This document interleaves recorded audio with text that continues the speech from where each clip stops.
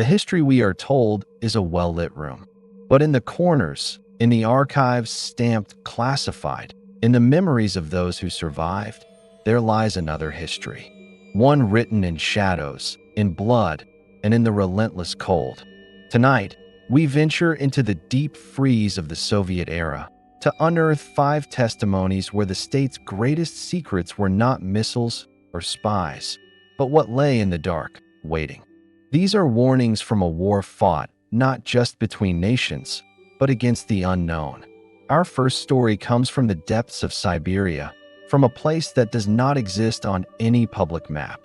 It was sent to us in a sealed envelope, postmarked from Vilnius, from a man who identified himself only as Victor, former acoustics technician, Project 738. We call this story The Whisper in the Ice.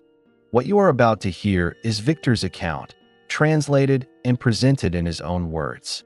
It concerns a Soviet deep drilling operation in the late 1970s, one that sought to pierce the Earth's crust.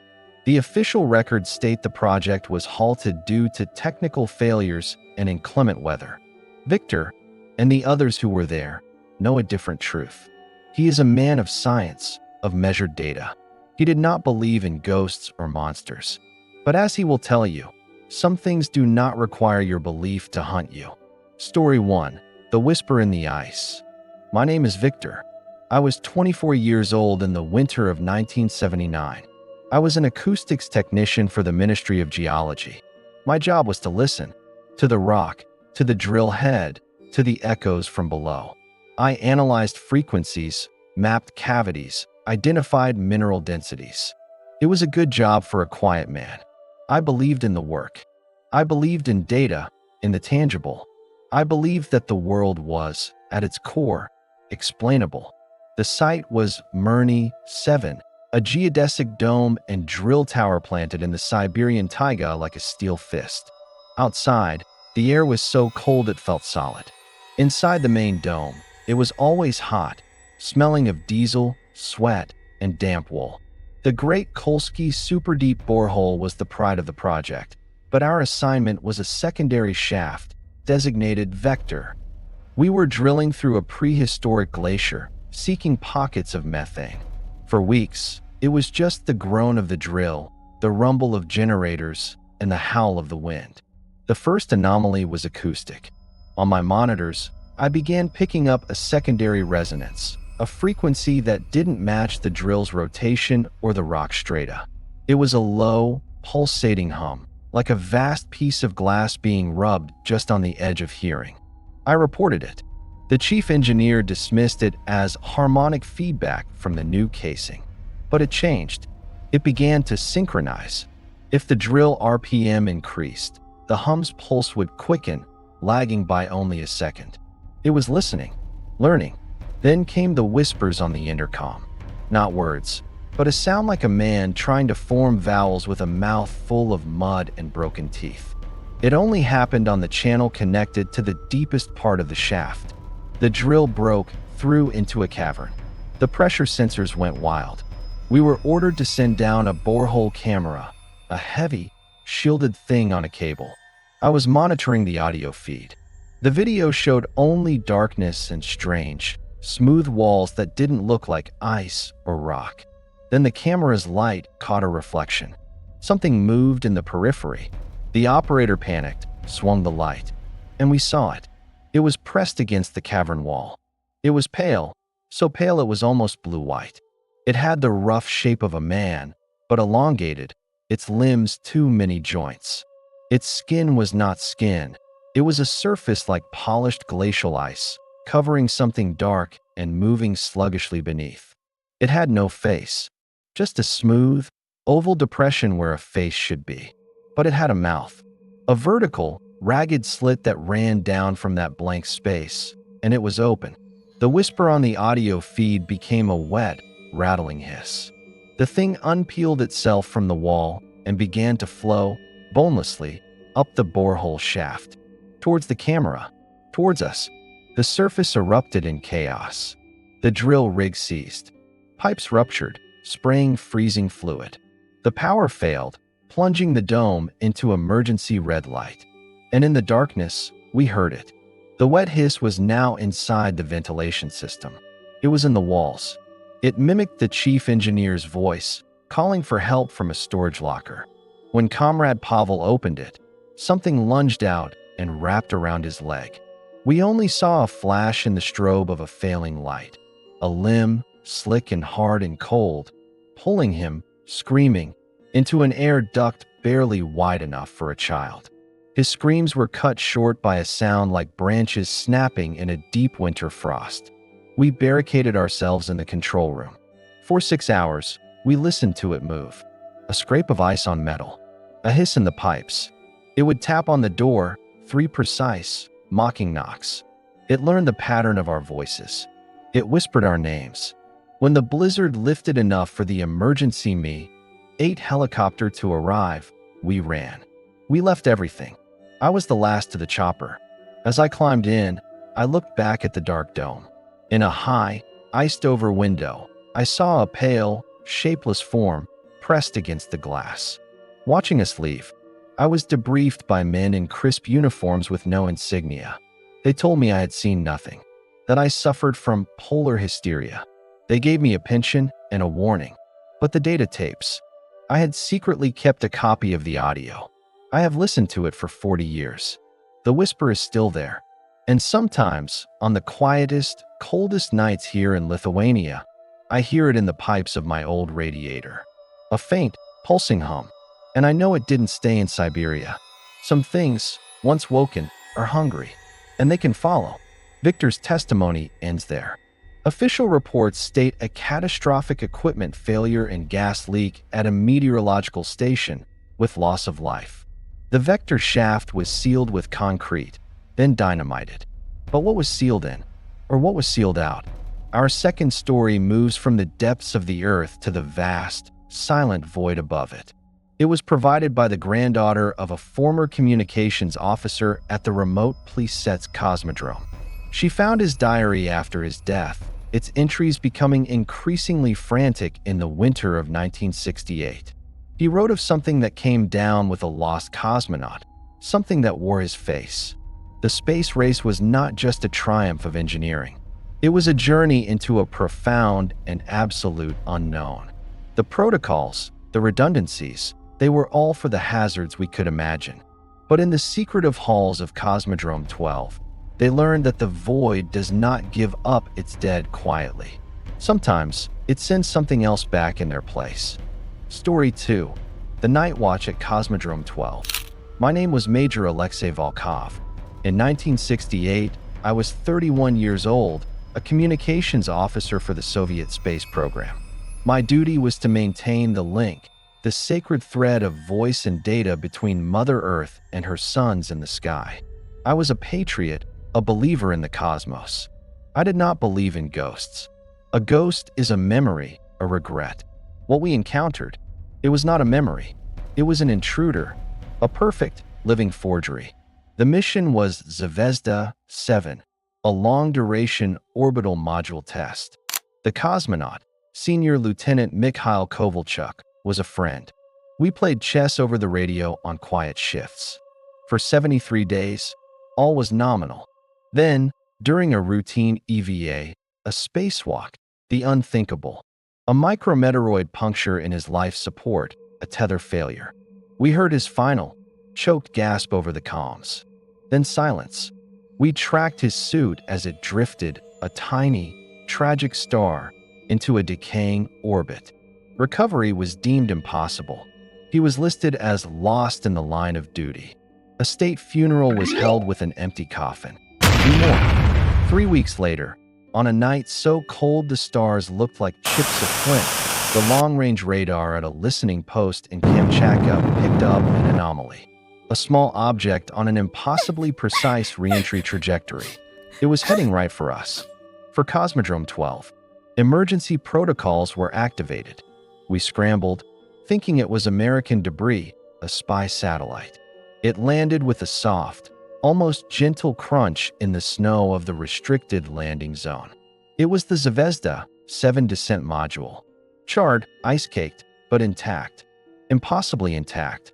No parachute deployment. It should have been a fireball. Inside, the biomonitors registered a single, faint, but steady life sign. The recovery team, in full hazmat gear, cracked the hatch. I was in the control booth, watching on the grainy black and white monitor. They pulled him out. It was Mikhail. He was in his pressure suit, the helmet visor frosted over from the inside. They rushed him to the quarantine medical bay. When they removed his helmet, he was alive. He was pale, terribly pale and thin, but he was breathing. He opened his eyes. I was the first person he spoke to when he was cleared for comms. His voice was a dry rasp, but it was his. He said, "Alexei the board, is it still your move?" My blood went cold. Our last chess game. A private joke. No one else knew. It was him. It had to be. But then, the doctors reported irregularities. His body temperature was 30.9 degrees Celsius and would not rise. He had no pupil reaction to light, yet he could see perfectly. And his shadow, under the bright medical lights, it did not quite match his movements. It would lag, or its head would turn a second before his did. He was kept in isolated observation. I visited him behind the glass. He spoke of the stars, of the silence, but his words had a practice quality. Like a record skipping, he would ask specific, personal questions about my family, about projects I'd worked on, things Mikhail knew. But his eyes never blinked. They were fixed, dark, and deep, like the voids between galaxies. The final proof came on the third night. The audio sensors in his room picked up a sound when he thought he was alone. Not a human sound. A dense, low-frequency vibration, like a cello string tuned to a pitch that hurt the mind. And then, a voice that was not his voice layered underneath his own, whispering to itself in a language that used too many consonants, like stones grinding together. The head of security, a hardened KGB man named Ustinov, saw it too. We watched the footage together. On the thermal camera, Mikhail, or the thing wearing him, was not a warm-blooded shape. It was a cold, black outline, and inside that outline, something else pulsed with a sickly, intermittent yellow heat, coiled where his organs should be. Ustinov gave the order. Containment Protocol Kurza. It was a code I'd never heard. That night, men in different uniforms arrived. They took Mikhail from the medical bay. He did not resist. He looked at the camera in his room, looked directly at me in the control room monitor, and smiled a smile that stretched just a fraction too wide. They led him to the old, deep-freeze storage bunker, the one built for failed biological experiments. They sealed him inside. As the great vault door hissed shut, the intercom in the control room crackled to life. Not with the vibration or the stone-grinding language, but with Mikhail's real voice, terrified, screaming, "Alexei, it's still in here with me." "It's not." The transmission cut. Then, 3 soft, deliberate knocks echoed from the sealed bunker's microphone. Ushakov ordered the bunker flooded with liquid nitrogen. They keep it at absolute zero to this day. They tell me it's for cryogenic research. I was transferred to a desk in Moscow. Ushakov disappeared. I have nightmares not of the thing that returned, but of my friend's final scream. He was in there. Some part of him, anyway. And I signed the order that sealed his fate. The question that haunts me is not what wore his skin down here on Earth, but what did it to him out there, in the endless, silent dark? And what did it learn from his memories before it brought him home? The diary of Major Volkov ends with that question. The Zvezda 7 mission is listed as a tragic failure. The official photograph of Senior Lieutenant Kovalchuk shows a man smiling bravely at the stars. One can only wonder if, in the moment that photo was taken, he was already alone in that suit. Our third story descends from the cosmos to a different kind of secret, the forgotten places on the map. It comes from a former surveyor for the Red Army's Geological Directorate, a woman who wishes to be known only as Katerina. Her team was sent to chart a remote valley in the Ural Mountains, a place omitted from all public surveys. They were not the first to visit. They were merely the next to disturb a slumber that should have been eternal. The Soviet Empire was vast, and in its remote corners, it hid more than missile silos. It had accidents, anomalies, places where the world had torn and something from the other side of the tear had seeped in. The official term was Platonov's anomaly, a geological curiosity. To the few who have been there, it has another name. A name born from the sound that fills the air, a sound that gets into your teeth and bones. Story 3. The Buzzing Valley. My name is Katerina. In the spring of 1982, I was a junior geological surveyor, fresh from university. I believed in the symmetry of crystals, the logic of strata. I mapped the Earth's bones, and I thought I understood its body. The party told us we were pioneers of progress, illuminating the dark corners of the motherland. I was proud. I was naive. I did not believe in cursed places. That was peasant superstition. The Buzzing Valley, it did not ask for my belief. It simply rewired my nerves to feel its truth.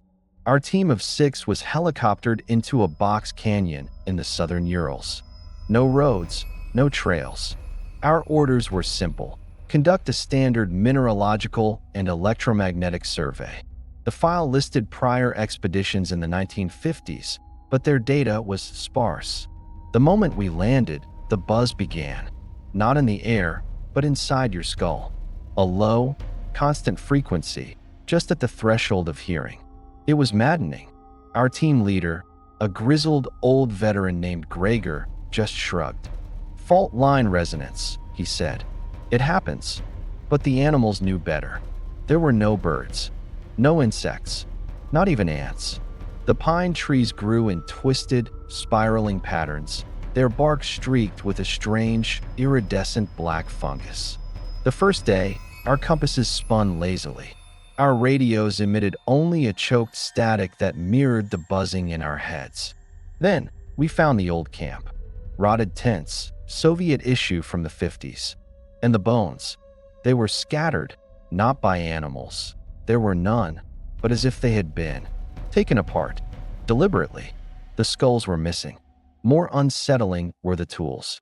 The geological picks, the sample hammers, they were fused into odd, sculpture's case shapes, as if heated to plasticity and twisted by a giant, careless hand. Gregor's face went gray. He radioed for immediate extraction. The response was a burst of static and a voice that was both mechanical and wet, repeating our coordinates back to us in a loop. We decided to hike to high ground for a signal. That's when we saw the stones. They weren't natural. They were tall, slender monoliths of a jet black, glassy material, arranged in a perfect, widening spiral in the center of the valley. The air above them shimmered like a heat haze, but the air was cold, and the buzzing was strongest there. It vibrated the fillings in my teeth. As we watched, a hare, driven by some panic from the valley's edge, bolted into the spiral. It took 3 hops, then it unfolded. Its body didn't break or bleed. Its limbs, its spine, its skull, they simply rearranged themselves in midair, bones sliding and clicking like puzzle pieces into a new, awful symmetry. It fell to the ground as a twitching, geometric origami of flesh and fur. It was still alive. It was still squealing. That's when we saw the watchers. At the base of the monoliths, figures sat. They were humanoid, but stiff, posed like mannequins. They wore tattered Soviet field uniforms from the 1950s. Their skin was the color and texture of the black, glassy stone. Their faces were smooth, featureless ovals, save for deep, hollow eye sockets. They did not move. They did not need to. The air around them pulsed with the wrong geometry. Pyotr, our youngest, screamed and ran. Not out of the valley, but towards the spiral, his eyes blank. Gregor and I tried to grab him, but it was like pushing through thickened air. Pyotr reached the first monolith. He turned to look at us, his face a mask of serene understanding. Then, he began to resonate. His body hummed in tune with the valley. His outline blurred, and slowly, gracefully, he sat down beside a watcher. His clothes rotted away in seconds. His skin darkened, hardened, took on the same black, glassy sheen. Within minutes, he was one of them. A new statue in a decades-old choir. The buzzing focused. It was now a directed pressure, a psychic shove. It wasn't trying to kill us. It was trying to convert us. To make us fit its awful, silent harmony. Gregor pulled his service revolver. He didn't shoot at the watchers. He shot at one of the monoliths. The sound of the gunshot was alien, a violent tear in the fabric of the buzzing. The glassy stone chipped, and for the first time, the watchers moved. Their featureless heads rotated towards us in unison. The buzzing rose to a shriek of wrong angles. We ran. We didn't look back. The valley itself seemed to fold around us, paths shifting, gravity pulling us sideways towards the spiral. We only escaped because of me. 8, alerted by our garbled mayday, arrived at the canyon's edge. They saw us staggering from a valley that, according to their maps, was a sheer rock wall. They hauled us in. I looked back once. In the spot where the spiral was, I saw only solid, unbroken forest. And then, on the ridge, standing in a line, were 6 black, glassy figures. Watching us leave, Gregor shot himself a week later. He left a note that said, "The pattern is in my head. I can feel it growing." I was institutionalized for a year. They called it trauma-induced psychosis. They drilled the buzzing out of my head with electroshock and drugs. It's mostly gone, but on very quiet nights, if I press my ear to a cold stone wall, I can feel it. The faint, distant hum. An invitation to rejoin the pattern, to sit down and be still, forever. Katerina's file, and that of the lost 1953 expedition, remains sealed under the highest levels of state secrecy. The official designation is Zone of Exclusion, Geological Hazard. Some hazards are not of geology, but of something that warps reality itself into a silent, screaming prison. Our 4th story takes us into the heart of the Soviet system itself. A Moscow metro station that was never opened, built too deep, where the weight of the city above is nothing compared to the pressure from what lay below. This account comes from a retired metro engineer, Dmitry, who worked on the final, doomed phase of the D6 secret line. He speaks of the passengers who were already waiting on the platform. Beneath the grand boulevards and heroic monuments of Moscow lies another city. A city of tunnels, bunkers, and secrets. The metro was a symbol of Soviet power, but its deepest levels were built for other purposes, survival and concealment. Some tunnels, however, were dug so deep they breached not bedrock, but a threshold. They became less like transit lines and more like veins. And in the darkest veins, something began to flow. Story 4. The Commuters of the Deep Metro. I am Dmitry. For 40 years, I was an engineer for Metrostroy, the metro construction agency. My hands have poured the concrete for stations you know, and for stations you will never see. I believed in the solidity of earth and steel. I believed that if you followed the blueprint, the math would hold. The D6 line, there was no blueprint for what we found. Only warnings, written in the fractures of the tunnel walls and in the silence of missing men. It was 1975. We were extending a secure government line, a branch so deep the air was thick and warm from the Earth's own heat. The work was hard, claustrophobic. The noise of the borers was a constant scream. Then, we broke into a natural cavern. It wasn't on any survey. It was vast, cathedral-like, and in its center was a stagnant, black underground lake. The air here was cold, a damp, tomb cold, and it was silent. The moment our borers stopped, the silence rushed in like water. That's when we heard the first schedule. It was a metro station announcement. Clear, professional, but with no source.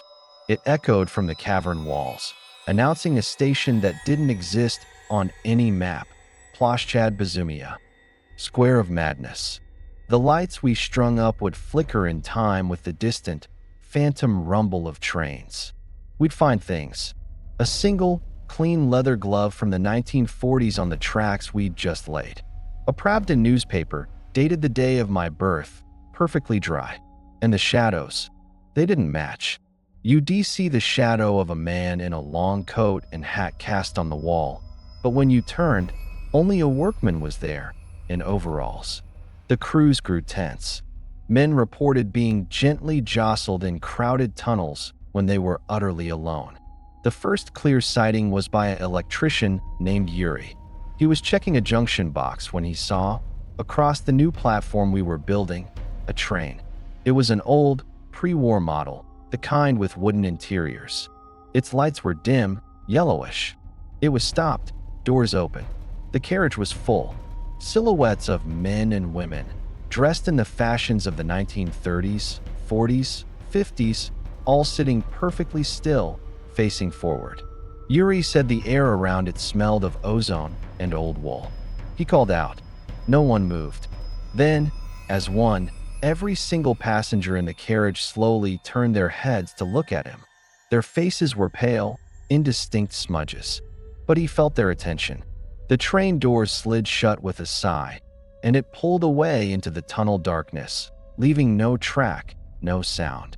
After that, they were everywhere. Not just trains, but individuals. The commuters. You'd see a woman in a 1950s dress standing at the end of a finished platform, her back to you, waiting. You'd blink, and she'd be closer, always facing away.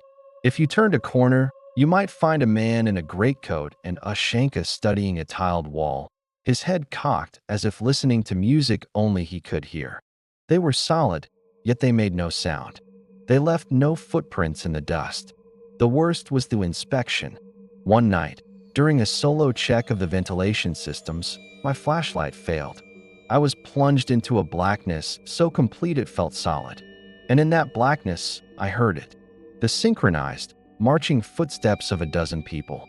Not our boots. The click of leather heels, the tap of women's shoes. They walked past me in the dark, so close I felt the stir of air on my face. I could smell them. Perfume, tobacco, damp wool, the faint iron tang of old blood. One of them stopped, right in front of me. I felt a cold, dry presence inches from my nose.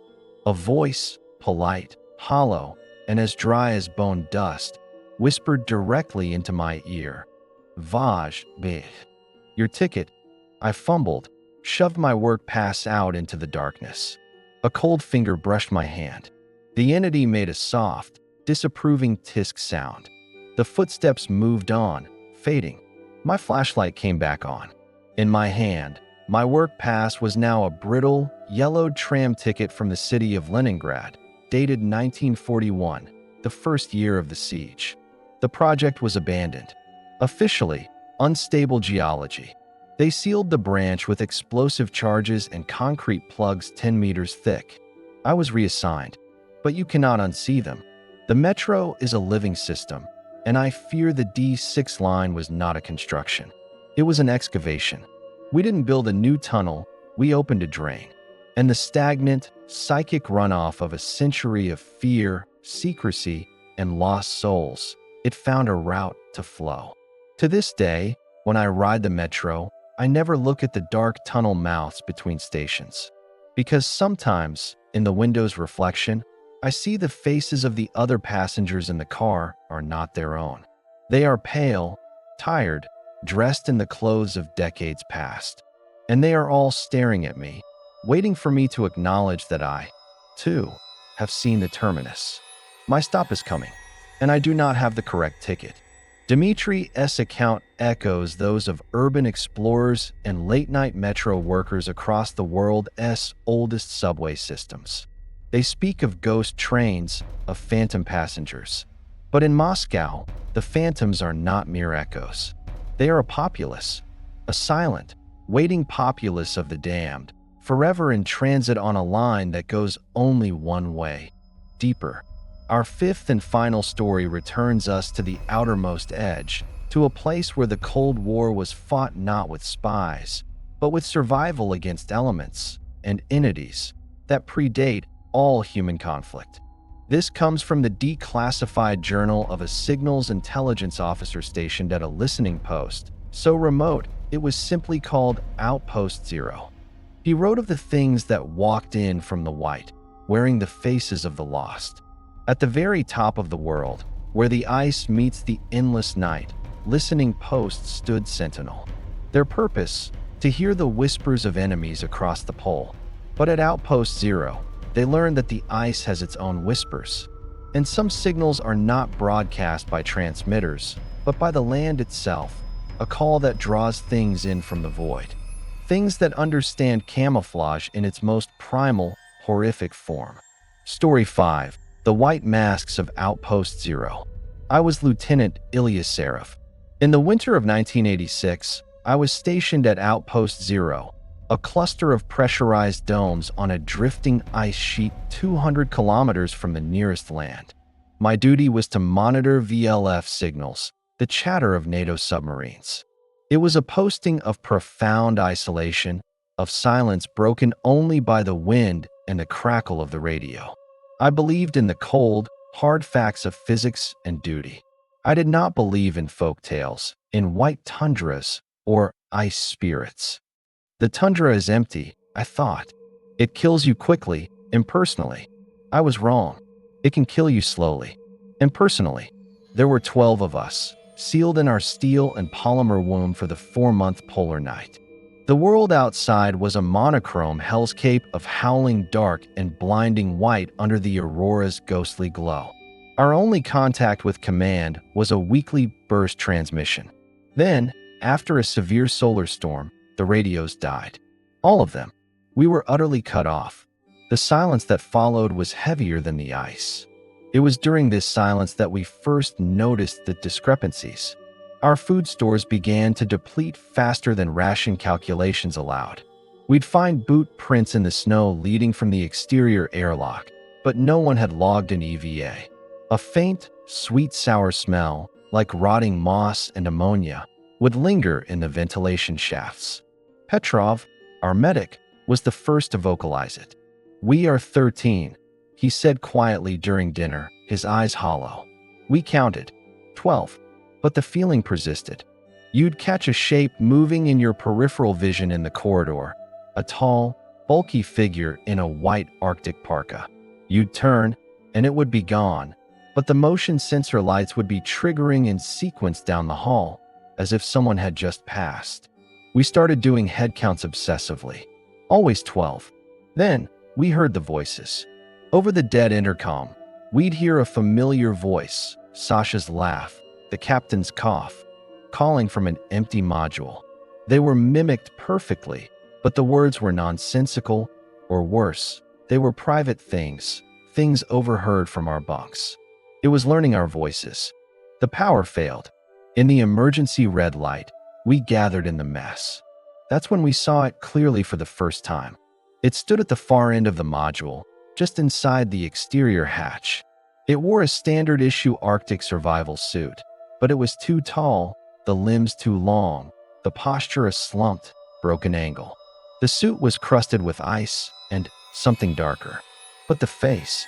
The hood was up, and where a face should have been, there was only a smooth, blank plate of what looked like polished, milky ice. It had no features, no eyes, no mouth. Just a faint, distorted reflection of our own terrified faces in the red light. It didn't move. It just observed. We froze. Then Captain Vodin raised a flare gun and fired. The brilliant white light illuminated the thing for a full second. The ice mask wasn't a mask. It was its face. And as the light hit it, the ice flowed, features forming like a face pressed against a sheet of rubber.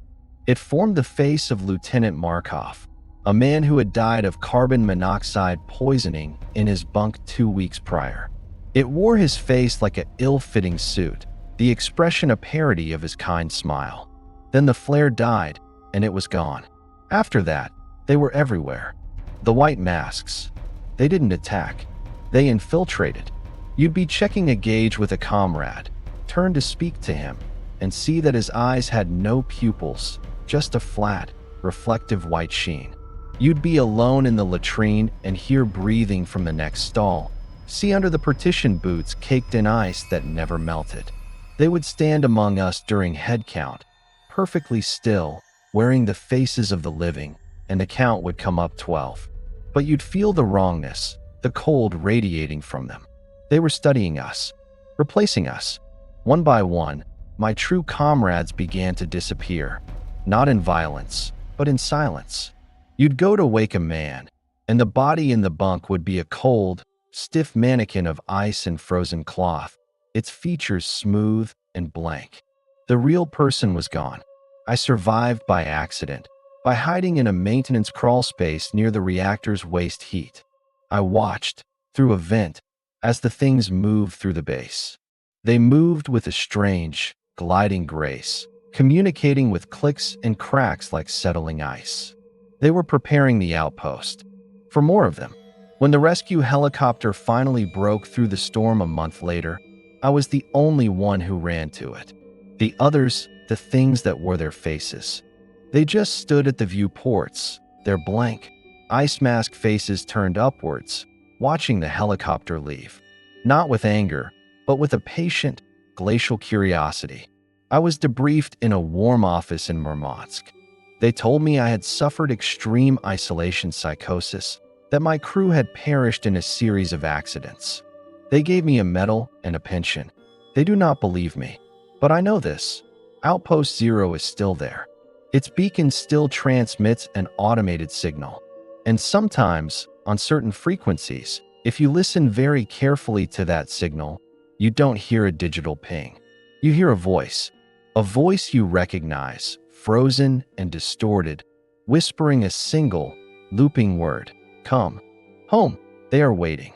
And the ice gives them all the time in the world. The journal of Lieutenant Serov was filed under meteorological event and crew delirium. Outpost Zero was decommissioned, left to the ice. 5 stories. 5 breaches in the wall of our understood world. From the deep earth to the starry void. From twisted valleys to the tunnels beneath our feet and the ice at the edge of the map. The Cold War, it seems, was not the only conflict raging in those decades. It was merely the backdrop for an older, colder war, a war of silence against sound, of reality against what waits to wear its face. These accounts share a common thread, the horror of the mimic, the thing that wears the ice, the friend, the shadow, the passenger, the stone. It is a horror that preys on trust, on community, on the very signals by which we recognize each other as human. In an era of paranoia and state secrets, perhaps it found the most fertile ground imaginable. If you have a story from the hidden corners of history, a family secret from behind the Iron Curtain, or an encounter that defies explanation, we invite you to share it in the comments below. The archive of the unknown is never closed. If you wish to join us on these journeys into the night, please like, subscribe, and click the notification bell.